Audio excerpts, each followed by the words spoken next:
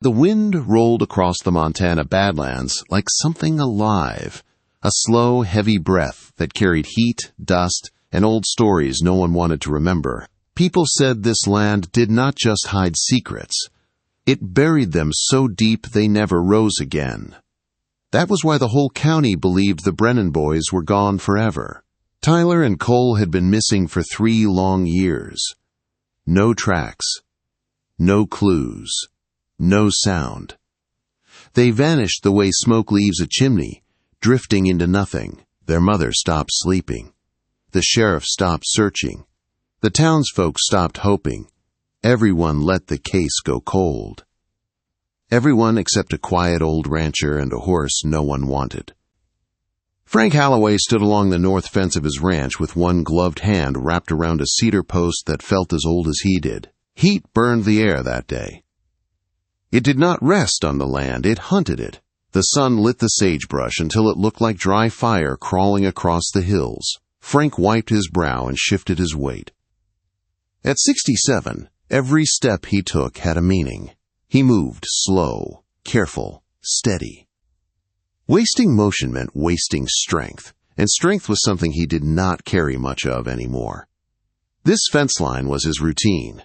His way of keeping the silence from getting too close. The work helped him forget the empty house he walked into every night, the smell of Martha's old quilt folded on the bed, the sound of her voice growing faint as sickness took her memory piece by piece. She had forgotten him before she died, forgotten his name, forgotten their life.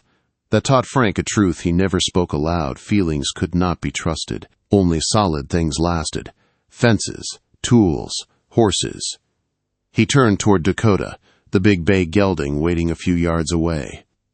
Dakota flicked his tail at flies, dust clinging to his coat. He was not a pretty horse. He was plain, and strong, and quiet. Frank bought him cheap 3 years back at a livestock auction. Paid $400 while the horse stood in the pen marked for the meat buyer. Dakota had not begged. He had not panicked. He simply waited. Frank liked that. They understood each other. No soft words, no bond. Just work and miles under a harsh sky. Frank swung into the saddle and guided Dakota toward what used to be the Little Knife River. In 40 years, Frank had never seen it dry. But drought does not care about history.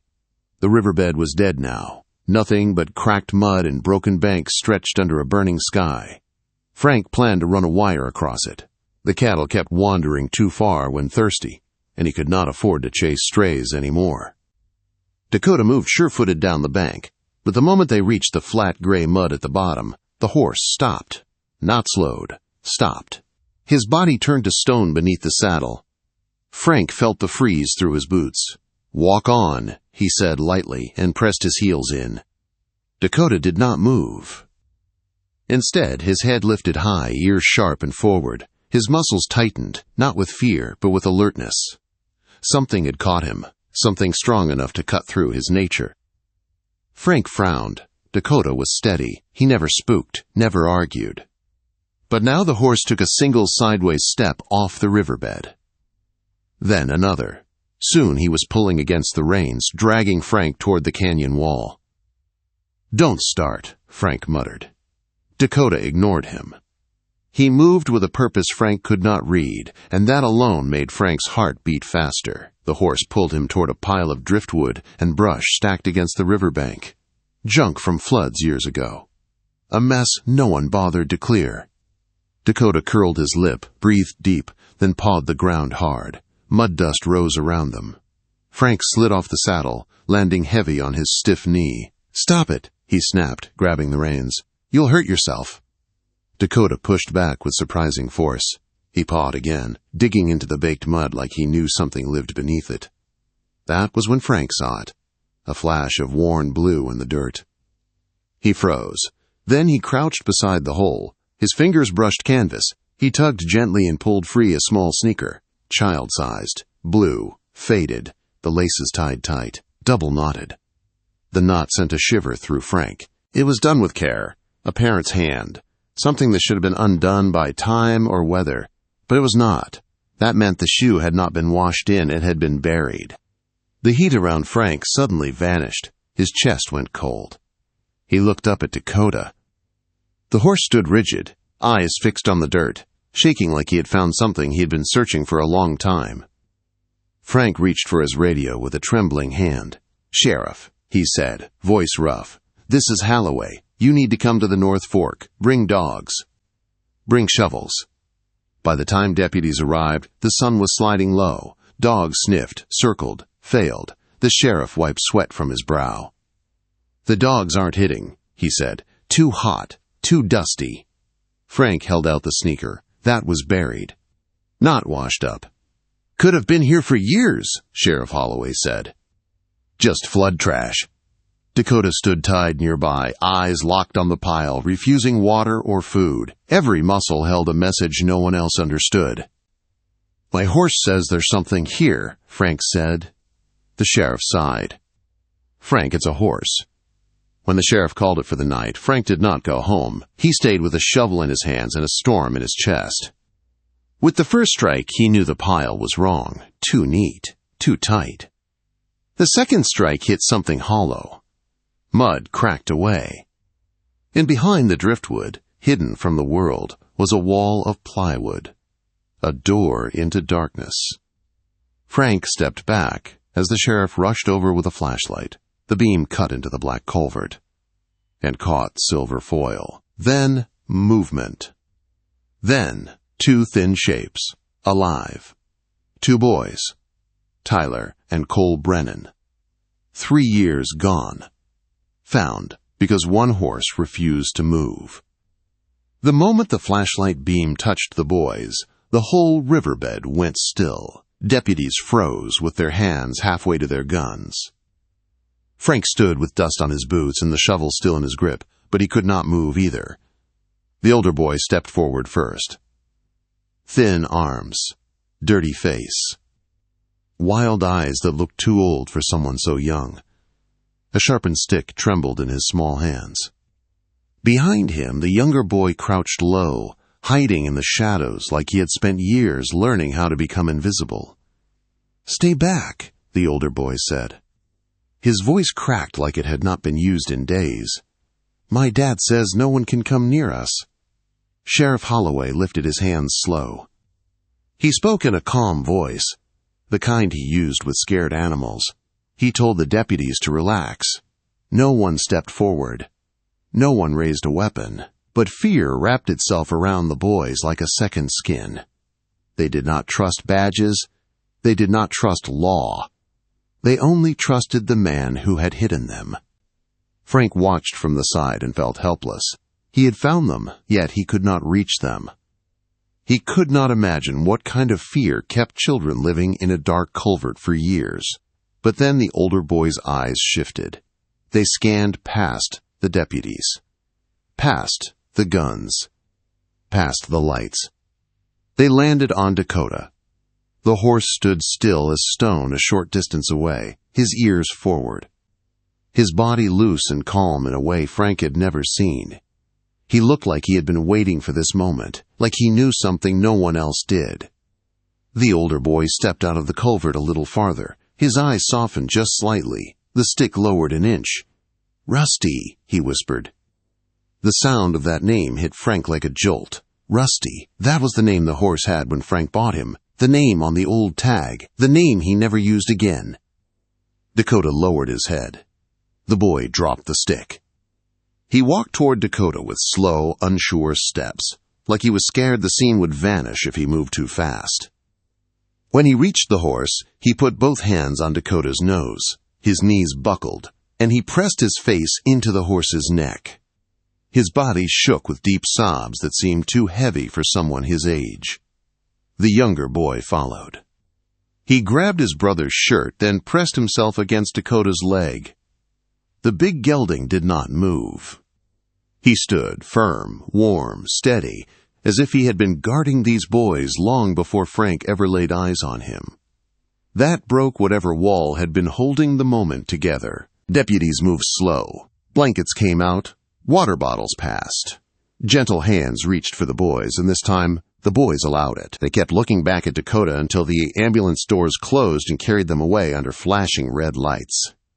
Frank did not speak for a long time. The sheriff came to stand beside him. "That horse of yours," Holloway said quietly, "there's more to him than I thought." Frank only nodded. He knew something had shifted. He knew Dakota had not been wandering through life without purpose. He had been waiting. He had been remembering. At the hospital, night had turned the windows dark. The bright lights inside made everything look too clean, too sharp. Frank sat with a cup of cold coffee he did not drink. The sheriff took the seat next to him. "We confirmed it," Holloway said. "Tyler and Cole Brennan, missing 3 years." Frank stared at the floor. He remembered the mother's face from old posters. He remembered how heavy her grief looked. "They weren't running," the sheriff continued. "They were taken by their stepfather, Glenn Brennan. He believed the system wanted to take them from him. Thought hiding them would keep them safe. Locked them in that culvert. Only came at night, fed them, told them everyone else wanted to hurt them." Frank's jaw tightened. He had seen men twist love into something dangerous before. "They think their mother is dead," Holloway added. "That's what the man told them." A sharp pain hit Frank's chest. He had watched someone he loved forget him piece by piece, but hearing that 2 boys were made to forget their own mother was something different. Something cruel in a quiet way. A door flew open down the hall. A woman rushed through, almost stumbling. Sarah Brennan. Her face was pale, her eyes swollen, her hands trembling. When she learned her sons were alive, her whole body folded, as if a weight too heavy to carry finally slipped from her shoulders. She cried without sound, only breath. Frank turned away. Some things were too private to witness. The sheriff placed a hand on Frank's arm. "That man is coming tonight," Holloway said. "The boy said he brings food after dark." Frank stood. His old bones ached, but something stronger pushed him forward. "I'm going back to the ranch," he said. "It's a crime scene," the sheriff warned. "It's my land," Frank replied, "and my horse is still there." Hours later, the moon hung like a thin knife above the Badlands. Deputies hid along the broken riverbed. The air felt tight and waiting. Frank stood on his porch, rifle nearby, watching the land stretch out in silver and black. Dakota paced the corral, restless, snorting at the wind. Every few minutes he lifted his head and gave a sharp call toward the north, as if answering someone far away. Then, just after 2 a.m, the radio crackled. Truck spotted, coming in fast. Frank stepped onto the porch. Headlights bounced across his pasture, cutting wild paths through the sage. The truck did not slow. It left the dirt road and barreled across open land straight toward the riverbed. "He sees us," a deputy shouted over the radio. "He's running." The truck swerved hard. Tires screamed. Metal hit rock with a sickening crash. Frank did not think. His body moved on instinct. He ran for Dakota. He climbed on bareback, grabbed a handful of mane, and pointed the horse toward the wash. Dakota leapt forward, powerful and sure, carrying Frank through the dark toward the wreck and whatever waited inside it. What they found there would change everything. Dakota reached the dry wash before the sirens did. Moonlight showed the truck on its side, steam rising from the broken hood. The smell of oil and dust hung heavy in the air. Frank slid off the horse and landed hard on his knee, but he did not stop moving. He raised his rifle and stepped forward, slow and steady. A man pulled himself out of the crushed cab. He was bigger than Frank expected, shoulders broad, hair wild, blood running down his cheek. Glenn Brennan staggered, but he did not run toward Frank. He ran toward the riverbed, toward the place where he believed his world still waited. "They safe?" Glenn cried. His voice cracked with panic. "Please tell me they safe." He dropped to his knees in the dirt 10 feet from the rifle barrel. His empty hands shook. His face twisted with fear and grief so raw that Frank felt it hit him inside his ribs. Frank had seen real danger in men before. He had seen hatred, violence, cold eyes. Glenn Brennan did not look like any of that. He looked like a man drowning in his own choices. Dakota stepped forward before Frank could lift a hand to stop him. The big bay lowered his head and pressed his nose to Glenn's shoulder. The man gasped like the touch broke something loose inside him. "Rusty," Glenn whispered. His voice trembled. Boy's horse. He stayed with them. Glenn wrapped his arms around Dakota's legs and sobbed, shaking uncontrollably. His grief poured out like water from a burst dam. Dakota did not move. He stood strong and steady, giving the man something solid to hold on to when nothing else in his world was solid anymore. Frank lowered the rifle. "They're alive," he said quietly. "They're safe, but it's over." Sirens filled the night. Deputies rushed in. Glenn did not fight. He never looked up from the horse, not until they pulled him away in cuffs. Even then, his eyes kept searching the dark riverbed, as if the boys might still be hidden there. Days passed in a blur of questions and noise. Reporters crowded the road outside Frank's ranch. Helicopters buzzed overhead. Everyone wanted a story. No one wanted the truth. Frank turned them all away. He fixed fence, he hauled water. He kept his hands busy so his mind stayed quiet. But the quiet changed now. It felt heavier, like it held something new. One evening, Frank opened his old metal box where he kept receipts and papers no one cared about. He pulled out the auction slip from 3 years earlier. Lot 42, Bay Gelding, consigned by S. Brennan. Sarah Brennan. Frank stared at the name. He remembered the woman crying in the stands that day. He remembered ignoring it, wrapped in his own grief over losing Martha. He did not see her pain then. Dakota had not forgotten. And Dakota had carried the smell of that old life for 3 years, waiting for someone to listen. The next morning, Frank loaded Dakota into the trailer and drove into town. He parked outside the small rental house where the Brennan family stayed now, all 3 of them under one roof again, trying to learn how to breathe in a world that was suddenly bigger and brighter than a dark culvert. When Frank lowered the trailer ramp, Tyler stepped out onto the porch. The boy froze. His eyes widened. He ran. "Rusty!" He threw his arms around Dakota's neck. The horse lowered his head and breathed warm air into the boy's hair. Tyler held on like letting go would break him. Cole came next, gripping Dakota's leg the same way he had done the night they were found. Sarah stepped outside. Her eyes filled the moment she saw the horse. "We can't afford him," she whispered. "I can't take something that valuable." Frank handed her the lead rope. "He's not mine," Frank said. "I was just keeping him safe. He belongs with your boy." Sarah covered her mouth with her hand. She nodded once, unable to speak. Months passed. Spring arrived fast and loud. Rain returned. The river ran again, full and strong, washing away the scars of drought. Grass pushed up through the soil that had been dead for too long. Frank visited the ranch less now.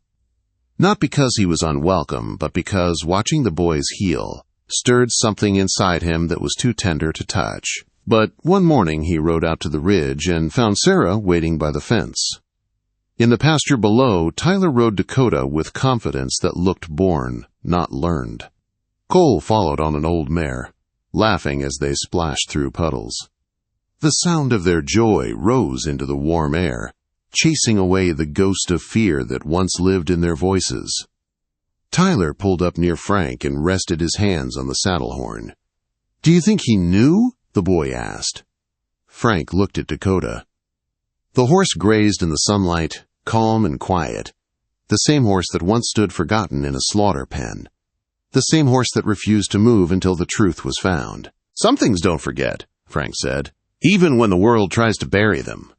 Tyler smiled and rode off, Dakota carrying him across the green field like he had always belonged there. Frank watched them go. The wind felt softer on his face. The land felt less empty. For the first time in a long time, Frank understood something simple and strong. Sometimes the world takes things. Sometimes it buries them deep. But sometimes a horse finds them again. And everything changes.